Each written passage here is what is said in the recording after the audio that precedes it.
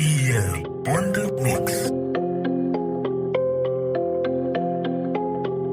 DJ Mazaje.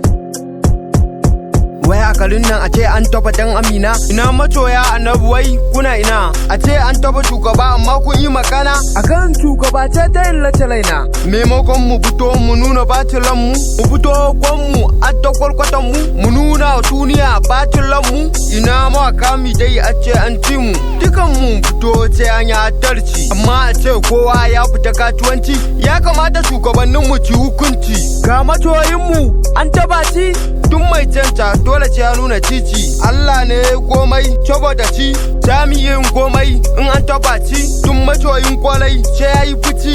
Shugabanni ya ci ku hukunci dan akwai ranar intillanci, ko ma waye wannan batanci Allah talabe shi kai mai hukunci. Waye kai la turi la ku bayin zance na a canja ya wuce wata wane rana, kowa ya nuna abun bai dame ci ba, wanda cika ba ta cikin baka ba.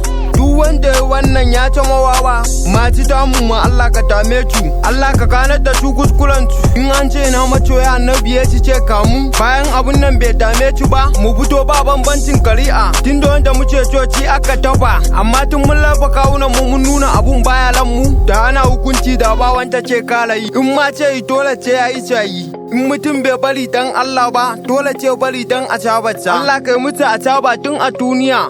DL on the mix.